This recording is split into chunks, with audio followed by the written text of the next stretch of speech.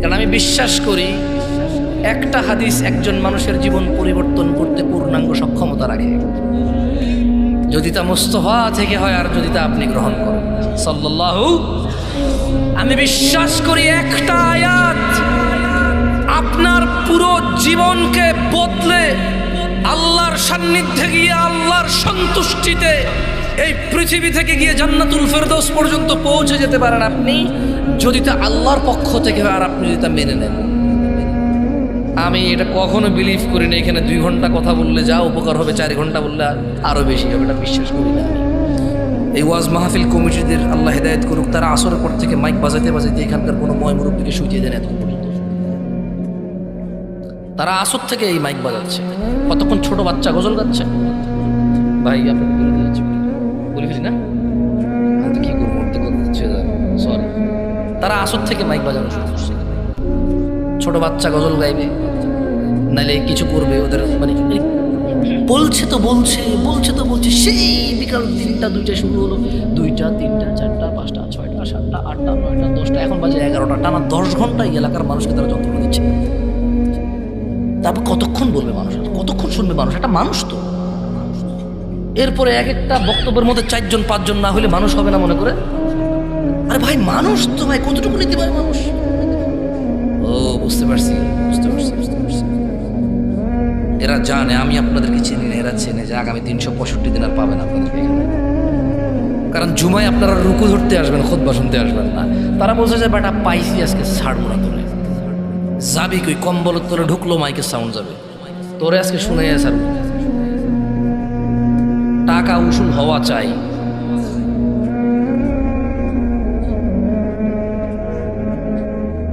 মনোযোগ দিয়ে শুনবেন। عن عبد الله بن مسعود رضي الله عنه قال, আব্দুল্লাহ ইবনে মাসউদ রাদিয়াল্লাহু আনহু থেকে বর্ণিত, তিনি বলেন আল্লাহর নবী সাল্লাল্লাহু আলাইহি ওয়াসাল্লাম বলেছেন। কোন সাহাবী?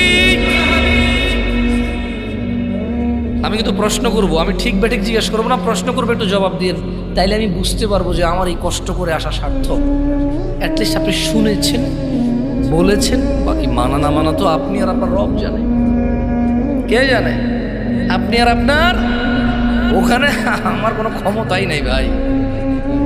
উনি যদি আপনাকে ক্ষমা করে আমাকে পাকড়াও করে, আমার কি কেউ বাঁচানোর মতো লোক থাকবে না?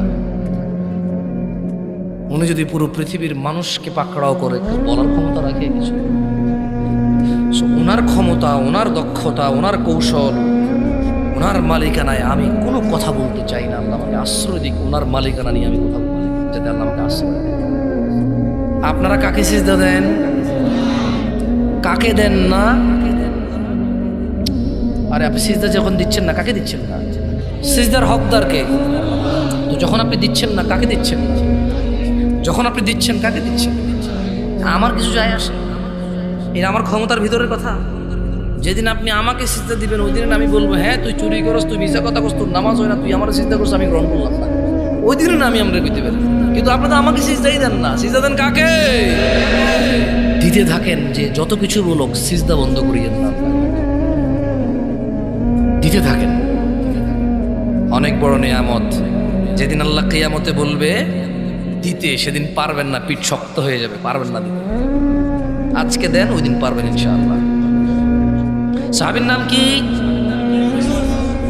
আমরা কথা বলছিলাম যে আল্লাহ সুবহানাহু ওয়া তাআলা বলছে যা নবী দিয়েছে তা নিয়ে নাও, যা তিনি নিষেধ করেছে তা বর্জন করো। কতটুকু দিয়েছে নবী? কতটুকু? দেখেন আব্দুল্লাহ ইবনে মাসউদ বলছেন, ইন্নাহু লাইসা শাইউন ইউকাররিবুকুম ইলাল জান্নাতি ইল্লা ক্বাদ আমারতুকুম বিহি। ও আমার উম্মতরা, নিশ্চয় এমন সকল কিছুই যা তোমাদের জান্নাতের নিকটবর্তী করে, যা তোমাদের জান্নাতের কাছাকাছি নিয়ে যাবে, তার প্রত্যেকটি আমি আদেশ করেছি, একটাও বাদ দেই নেই। কিসের 2024 আর কিসের 2025? কিসের 2100 সাল আর 2200 সাল? কিসের আগামী 1000 বছর পরে 3000 সাল আসবে?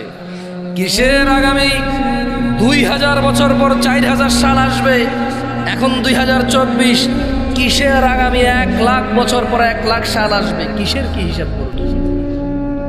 আব্দুল্লাহ ইবনে মাসউদ বলছেন, আল্লাহর নবী সাল্লাল্লাহু আলাইহি ওয়াসাল্লাম বলছেন রাদিয়াল্লাহু আনহু, বলছেন যে ইন্নাহু লাইসা শাইউন ইউকাররিবুকুম ইলাল জান্নাহ, ও উম্মতরা, এমন কোন কিছুই নাই যা জান্নাতের কাছাকাছি নেই, ইল্লা ক্বাদ আমারতুকুম বিহি, অথচ আমি তোমাদের আদেশ করিনি এমন একটা বিষয় নেই যা জান্নাতে নিয়ে যাবে তোমাদের। ওয়ালাইসা শাইউন ইউকাররিবুকুম ইলান নার, এমনই নেই যা তোমাদের জাহান্নামের কাছাকাছি নিয়ে যাবে, ইল্লা ক্বাদ নাহাইতুকুম আনহু, অথচ আমি মুস্তাফা, আমি রাহমাতাল লিল আলামিন, আমি ইমামুল আম্বিয়া, ইমামুল মুরসালিন, এমন কোন বিষয় নেই যা তোমাদের জাহান্নামে নিয়ে যাবে, আমি নিষেধ করিনি এমন একটা বিষয় নেই। কিসের 2024 আর কিসের 2025 সাল, কিসের 1400 বছর আগে আর কিসের 1,00,000 কোটি বছর পরে, এমন একটা বিষয় নেই যা তিনি নিষেধ করেছেন বা নিষেধ করেননি যেটা জাহান্নামে নিয়ে যাবে, এমন প্রত্যেকটা জিনিস তিনি আদেশ করেছে যা জান্নাতে নিয়ে যাবে। আপনার কি সন্দেহ হয়? সন্দেহ হয়? বলেন দাড়ি কাটেন কেন? না না না, আমি আপনাকে গুনাহ দিতে ক্ষমতা রাখি না, ওয়াল্লাহি আমি আপনার নেকি দিতেও ক্ষমতা রাখি। আপনি দাড়ি রাখেন, আমি নেকি দিতে পারবো না, কারণ দাড়ি কার জন্য রাখেন? কার জন্য? ওনার জন্য না রেখে যদি অন্য কারোর জন্য রাখেন, তার ক্ষমতা নেই নেকি দেওয়ার আছে? তো দাড়ি কেন কাটেন? বলতে পারেন টাকুর নিচে প্যান্টটা কেন? ওয়াই?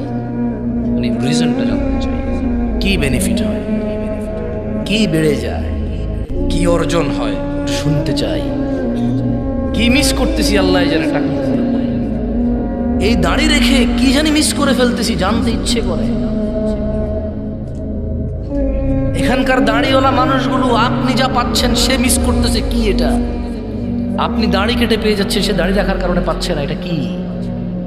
আপনি টাকনুর নিচে প্যান্ট পরার কারণে পাচ্ছেন আর সে উপরে পরার কারণে পাচ্ছে না, এটা কি? আপনি নামাজ না পড়ে এটা পেয়ে যাচ্ছেন আর ও নামাজ পড়ে পাচ্ছে না, এটা কি? ও কোরআন পড়ে পাচ্ছে না, আপনি কোরআন না পড়ে পেয়ে যাচ্ছেন, এটা কি? জানতে ইচ্ছে করে কি মিস করতেছি দুনিয়ার, কি সুখ কি শান্তি জানি বঞ্চিত হয়ে যাচ্ছে, জানতে ইচ্ছে করে একটু জানান না। কি অন্যায় করেছি আমরা জানান না। আপনি এমন কি পাচ্ছেন যেটা আমরা পাচ্ছি না? আপনার কি এমন কি বেড়ে গেছে শেভ করে? আমার কি এমন কি কমে গেছে? দাড়িওয়ালাদের কি এমন কি কমে গেছে? দাড়ি রেখে একটু শুনি না, জানতে ইচ্ছে করে। ভাই কেন দাড়ি কাটেন? মোস্তফার ভালোবাসায়, ঠিক না? মোস্তফার ভালোবাসায় দাড়ি কাটেন, তো কার ভালোবাসায় কাটেন? কে বলেছে কাটতে? আমি আজ পর্যন্ত কোনো টেলিভিশনের নায়ক নায়িকা এরকম বলেছে, কেউ এরকম বলেনি যে অমুক নায়ক নায়িকা বলেছে দাড়ি কাটো। আমি আজ পর্যন্ত শুনিনি যে কেউ বলছে যে অমুক দেশের অমুক নায়িকা বলছে দাড়ি কাটো। হ্যাঁ, আমি বহু রেস্টুরেন্টের মালিককে বলতে শুনেছি তাদের স্টাফদেরকে যে দাড়ি কাটো, তোমার দাড়ি খাবারে পড়লে প্রবলেম হবে। আমি বহু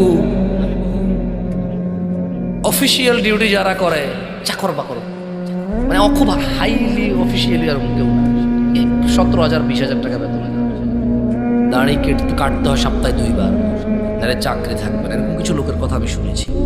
তবে আজ পর্যন্ত টেলিভিশনে খবরে এরকম এখন পর্যন্ত কেউ বলে না যে জামশেদ ভাই জানেন ঘটনা কি ঘটেছে? না ভাই, বলেন তো। অমুক দেশের অমুক নায়ক বলেছে দাড়ি কাটো। আমি আজ পর্যন্ত শুনি আপনাকে বলেছি। আপনি কেন কাটেন? ও দাড়ি কাটে, ওকে দেখতে সুন্দর লাগে, ওকে নায়ক, ওর পিছনে নায়িকা আছে, ওর সিনেমা আপনি দেখেন, ওকে আপনার ভালো লাগে, এজন্য আপনি দাড়ি কাটান যাতে আপনার পিছনে নায়িকা আছে, আপনাকেও ভালো লাগে। তো রাসূল দাড়ি রেখেছেন, আপনার রাখতে ইচ্ছে করে না? সাল্লাল্লাহু, কেন কাটা শুরু হয় বলতে পারো? কিচ্ছু নাই। এই তোমার বয়স না 20 বছর, একটু মনে করে দেখো তো, তোমার ওই যে 7-8 বছরের ভাইটা, যাকে তুমি প্রতিদিন বলো পড় পড় পড়, আমি না পড়ে দেখছো রেজাল্ট খারাপ, এখন বিদেশ চলে যাবো, পড় পড় পড়, দেখছো আমি না পড়ে কলেজে আমার দাখিলা হয় নাই, কলেজে আমার অ্যাডমিশন হয় নাই, তুই পড় তুই পড়। এবং আপনি মাঝে মধ্যে চিন্তা করেন, ঠিক না, যে আসলে 8 বছর বয়সে আমাকেও কেউ বলেছে, আমি গুরুত্ব দিইনি, আমি ওকে বলতেছি, হায় আমার দিন কোথায় এসে গেছে, এই বয়সে আমাকে বলেছে আমি শুনিনি, এখন আমি আমার ভাইকে বলছি ও শুনছে না, ওরও ওই দশা হবে যা আমার হয়েছে। দাড়ি রাখেন, কোনো ক্ষতি নাই, আমি বলছি আপনি রাখেন। আপনি ওই ছোট ভাইয়ের মতো হয়েন না যাকে আপনি বলেন পড় পড় পড়, কাজে আসবে, আরও পড়ে না। আপনি ওর মতো হয়েন না, আপনি রাখেন দাড়ি। যাই হোক, লাস্ট একটা হাদিস, একটা আয়াত বলে আমি আমার বক্তব্য শেষ করব। সুবহানাল্লাহ, আমি কল্পনা করতে পারিনি প্রায় 50 মিনিট কথা বলে ফেলছি। আল্লাহু আকবার, বুঝতেও পারিনি। সুবহানাল্লাহ, লা ইলাহা ইল্লাল্লাহ, লা ইলাহা ইল্লাল্লাহ। আল্লাহ নবী সাল্লাল্লাহু আলাইহি সাল্লাম আবু হুরায়রা রাদিয়াল্লাহু আনহু থেকে বর্ণিত, কার থেকে? কার থেকে? কার থেকে?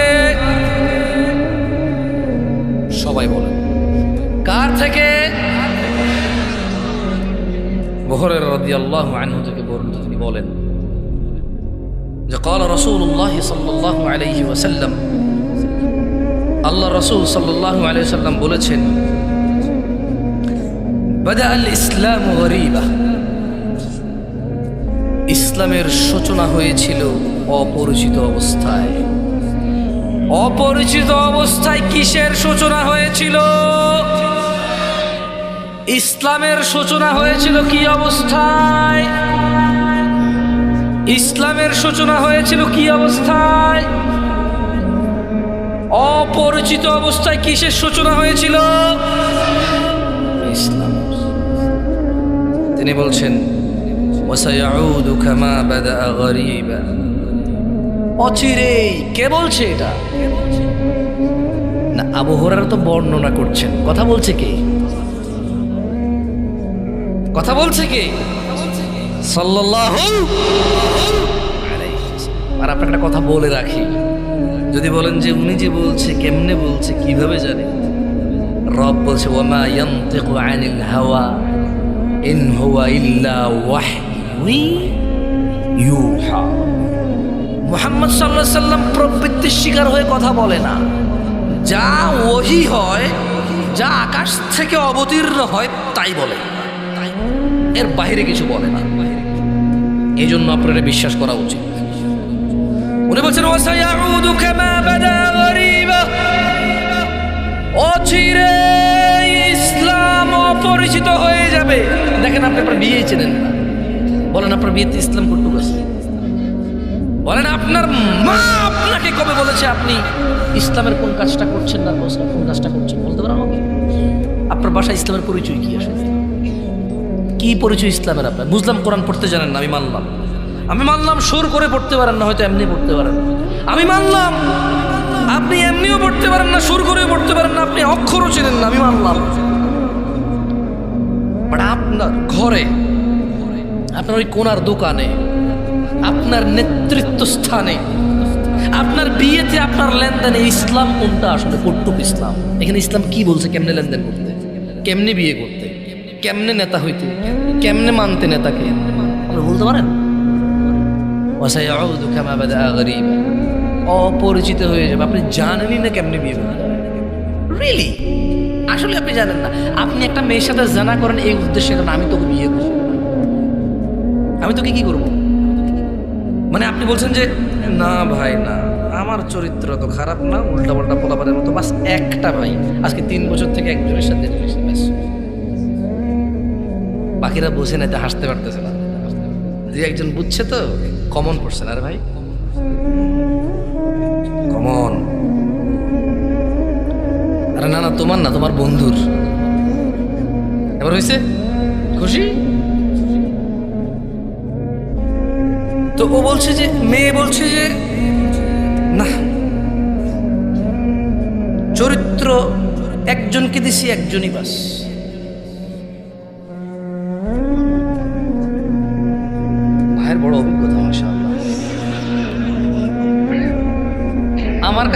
প্রশ্ন আসে তাই আমি জানি। আপনার কাছে কি আসে? প্রস্তাব। আমার কাছে কি আসে?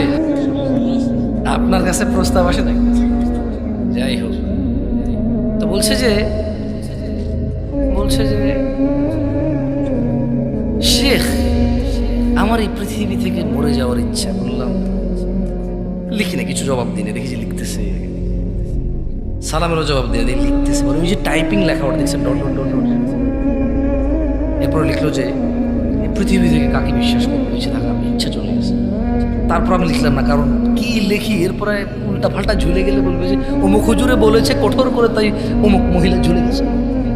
আমার দরকার আছে মামলা খাওয়ার। ওই মহিলা মরতে চেয়েছে, আমি চুপচাপ চিন্তা করতেছি এটা রিপ্লাই দেওয়া যাবে না, কারণ বলা যায় না এদেশে কোন মানুষ কোন ফেসবুক পেজে লাইক দিছে ডক্টর জাকির নাইকের চ্যানেলই বন্ধ হয়ে গেছে।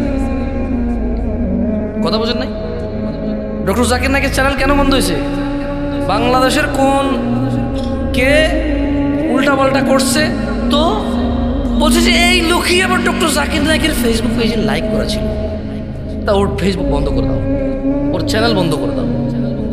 আমি ওই ঘটনা শোনার পরে বলছি, ও এই দেশ বড় ক্রিটিক্যাল দেশ। যত মানুষ আমার মরে যাওয়ার মেসেজ দেয়, আমি আগে পুরোপুরি অপেক্ষা করে কি লিখতে চাই আসলে। আমি রিপ্লাই দিই না ভাই, দেখা যাবে যে অমুক ঝুলে গেছে, লাস্ট মেসেজ ছিল জামশেদ হুজুরের সাথে। বুঝেন নাই? हम पागल है क्या? नहीं है भाई, तुम जाना चाहते हो तो जाओ भाई, हमें मत ले जाओ, हमें नहीं जाना है तुम्हारे साथ। सही है? তো লিখছে যে দীর্ঘ 9 বছর ছেলের সাথে আমার সম্পর্ক, আমাকে ছাড়া কিছু বুঝতো না। এখন ছেলে হঠাৎ করে বলছে যে আমার ফ্যামিলি মেনে নিচ্ছে না। ওরে হিজড়া রে, ছেলেদের মুখে এটা মানায় বলে? ছেলে তো নিজের অভিভাবকত্ব নিজেও নিতে পারে, পরিবারের অনুমতিতে বিয়ে করবে, পারিবারিক সৌন্দর্য বৃদ্ধি পাবে, জঞ্জাল ফিতনা ফাসাদ থেকে সে আশ্রয় পাবে, তার জীবনটা সুখের হবে। আদারওয়াইজ ছেলে তো 9 বছর প্রেম করেছে, পরিবার জানে না, সে অসুবিধা নেই। এখন বলছে যে ওর পরিবার এখানে বিয়ে মানছে না, মেয়ের একটু বয়স বেশি বেশি। তুই বেটা 9 বছর থেকে বিয়েই করেছে, তুই 15 বছর বয়সের সাথে পরিচয়, তো 24 বছর হয়ে গেছে না? বয়স তো বেশিই হবে। এই মহিলা কি পাগল?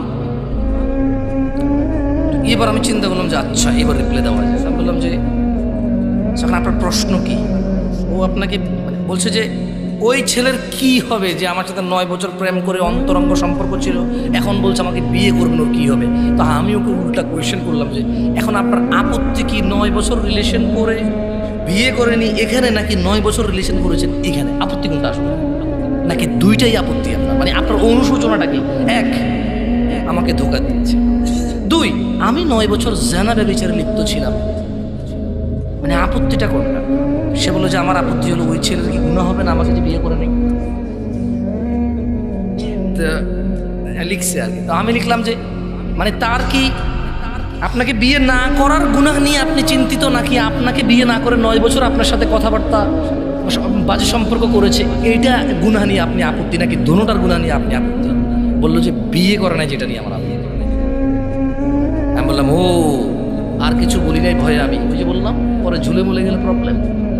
আমি বলেছি তওবা করে না, হারামের কোনো অধিকার থাকে না, হারামের কোনো কি থাকে না, হারামের কোনো দাবি দেওয়া থাকে না, জুলমের দাবি থাকে। কিসের দাবি থাকে?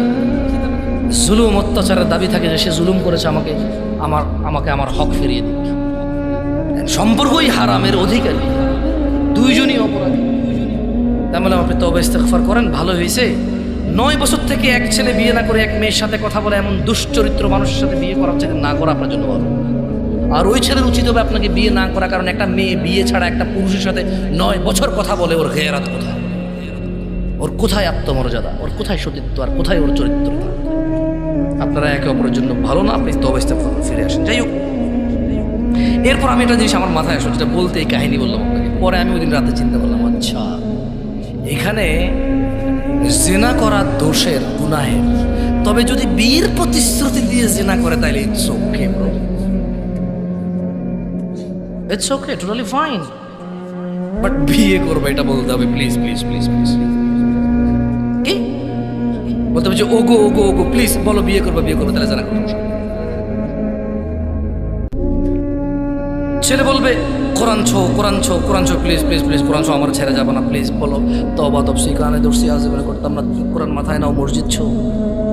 এরপরে আবার ওই যে এখন ওই যে বাংলাদেশে যে জাতীয় মসজিদগুলো বানাইছে না প্রত্যেক জেলায় জেলায়, মসজিদগুলো মডেল মসজিদ, ওখানে যে আবার ছবি তুলে বলতেছে ওয়াদা করো ছেড়ে যাবো না লাস্ট উইক। ওয়াও, মসজিদকে সাক্ষী রেখে বলছে যে বিয়ে করবে, সো এখন জানা করতে পারবে।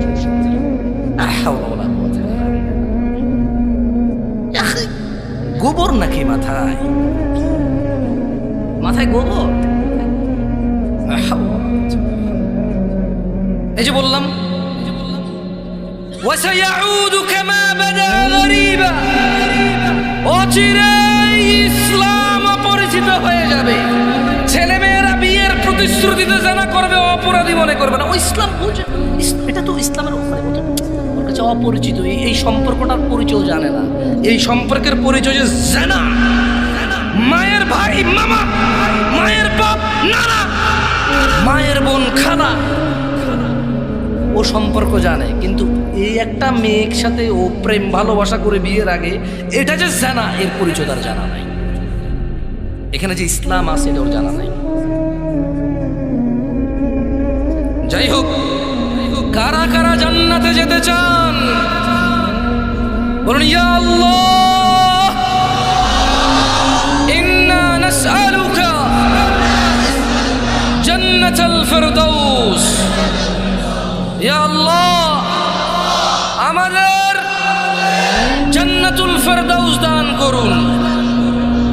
যাই হোক, কারা কারা আল্লাহর ভালোবাসা পেতে চান তবে জেনে আজকের দিনের শেষ আয়াত, তিনি জাল্লা ওয়া আলা, যিনি রব্বুল আরশিল কারীম, তিনি রব্বুর রহমানুর রহিম, তিনি আজিজুল কওয়ী, তিনি সুবহানাহু ওয়া তাআলা বলছেন কুল, ও মুস্তাফা সাল্লাল্লাহু আলাইহি ওয়াসাল্লাম এ সবাইকে বলে দিন ইন কুনতুম তুহিব্বুনাল্লাহ, যদি তোমরা আল্লাহ আমাকে ভালোবাসো, যদি তোমরা আল্লাহকে ভালোবাসো, কুল ইন কুনতুম তুহিব্বুনাল্লাহ, যদি তোমরা আল্লাহকে ভালোবাসো, ফাত্তাবিউনি, তাহলে আমি মুহাম্মাদের অনুসরণ করো। কি করো? কার? তাহলে তিনি বলছেন ইউহিব্বুকুমুল্লাহ, যারা যারা ফাতেমার আব্বার অনুসরণ করবে সাল্লাল্লাহু আলাইহি ওয়াসাল্লাম। তাহলে আল্লাহ বলছেন যে ইউহিব্বুকুমুল্লাহ, আরে তুমি যদি নবীর অনুসরণ করো আল্লাহ নিজেই তোমাকে ভালোবাসবে। ওয়াগফির লাকুম যুনুবাকুম, আল্লাহ ভালোবেসে তোমার গুনাহ মাফ করে দেবে। আল্লাহু গফুরুর রহিম, আল্লাহু গফুরুর রহিম, আর আল্লাহ অত্যন্ত দয়ালু ক্ষমাশীল। আমি চৌধুরী পাড়ার মানুষকে আজকে আমার বক্তব্যের শেষে এতটুকু বলতে চাই, দেখো আমি তোমাকে শিখাই দিয়ে যাচ্ছি, যদি তোমার ফিরতে মন চায় রাস্তা একটা আছে।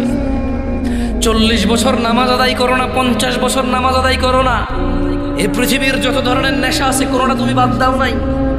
এই এলাকার অমুক তমুক যত খারাপ বাজে মেয়ে আছে সবার সাথে তোমার বাজে সম্পর্ক ছিল, তুমি একটা বাজে ছেলে, সে একটা বাজে মেয়ে। ওকে, সমস্ত গায়কের গান, সমস্ত নর্তকীর নাচ তুমি উপভোগ করেছ। শোনো, 40 বছরের অপরাধ, 50, 60, 70-এর অপরাধ, শোনো রাস্তা একটা আছে। ও বোন, ও ভাই, রাস্তা একটা আছে, আমি বলে দিয়ে যাই। হাদিস থেকে বলবো না যে তুমি বলবা জাল, দইফ, এইটা হাসান কিনা, সহি কিনা, কেউ তোমাকে বিভ্রান্ত করবে, আমি ওখান থেকে বলবো। আমি তোমাকে কোরআন থেকে বলবো, সূরা ফুরকানের আয়াত থেকে, তিনি সুবহান ওয়া তাআলা বলছেন এই পৃথিবীর, এটা শুধু মুসলমানদের জন্য না, কিন্তু এটা শুধু মুসলমানদের জন্য না, এই পৃথিবীর সবার সব অপরাধীর জন্য। তিনি বলছেন ইল্লা মান তাব, অতঃপর যে অপরাধ ছেড়ে ফিরে আসে, ওয়া আমানা, আল্লাহর প্রতি ঈমান আনে, ওয়া আমিলা আমালান সালিহা, এবং যে সৎ কর্ম করে, ফাউলাইকা ইউবাদদিলুল্লাহু সাইয়্যাতিহিম হাসানাত, যে তওবা করে ফিরে আসে, ঈমান আনে, ভালো কাজ করে, আল্লাহ তার জীবনের যত গুনাহ আছে সবগুলোকে নেকিতে পরিবর্তন করে দেবে। চয়েস ইজ ইয়োর্স, তোমার চয়েস ভাই, সিদ্ধান্ত তোমার। তুমি তোমার জেনা নিয়ে মরবা, মদ নিয়ে মরবা, নেশা নিয়ে মরবা, বেনামাজি নিয়ে মরবা, নাকি সবগুলোকে এগুলো থেকে ফিরে এসে এই সবগুলাকে নেকির পাল্লায় নিয়ে আল্লাহর সামনে আল্লাহর সন্তুষ্টি চিত্তে আল্লাহর জান্নাতে প্রবেশ করবো, সিদ্ধান্ত তোমার। আকুলু কওলি হাযা ওয়াস্তাগফিরুল্লাহ লি ওয়া লিসাইরিল মুমিনিন ফাস্তাগফিরু ইন্নাহু হুয়াল গফুরুর রহিম। সুবহানাকা আল্লাহুম্মা ওয়া বিহামদিকা আশহাদু আল লা ইলাহা ইল্লা আনতা আস্তাগফিরুকা ওয়া আতুবু ইলাইক। আসসালামু আলাইকুম ওয়া রাহমাতুল্লাহি ওয়া বারাকাতুহু।